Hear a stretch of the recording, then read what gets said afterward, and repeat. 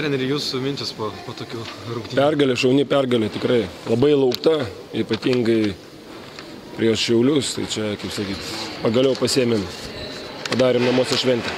Treneri, galima sakyti, kad šita pergalė tokio tolygaus žaidimo gerinimo rezultatas, ypač gynyboje.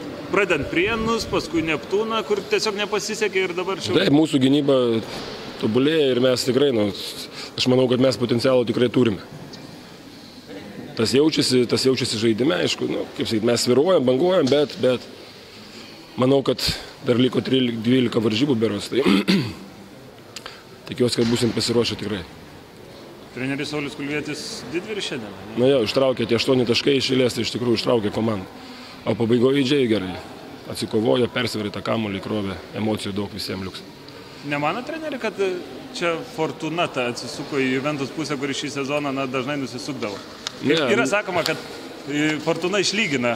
Tai... Norėčiau, kad Fortuna atsisuktų kitose varžybose, kai bus mums pabaigoje.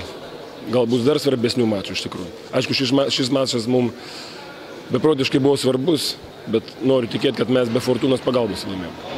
Andrėjai, šiame sezone daug rungtynių, kai Juventus kaip tik pabaigoje pralaimėdavo. Šį kartą atrodo 2 minutės, 6 taškai, varžovai dar kamuolį turėjo ir sugebėjo išlipti. Tai galbūt tai parodo, kad jau vyrams tiesiog jau ir atsibodo ir jie suprato, kad reikia rimčiau. Vis tiek aš sakau, kiekvienos tos tokios skaudžios varžybos, aišku, jos psichologiškai galbūt, bet tikrai biškai žaidėjus žlugdo. Bet tas tuo pačiu metu ir grūdina. Tai aš manau, kad šiandien, kaip sakyti, aišku, nesinori ten būti jokių pranašų, dar begalė daug varžybų, tai norisi, kad būtų ir ta Fortunos pagalba ir tas pats mūsų geras darbas duotų vaisių. Šiandien turbūt ta pergalė labai reikalinga ir dėl to, kad laukia BBL aštuntfinalis vos už kelių rungtynių, ir tokios nuotaikos į aštuntfinalį eiti turbūt ir žymiai geriau. Ne? Taip, be abejonės. Su pergalė visą laiką pradėti kitas varžybas yra daug geriau.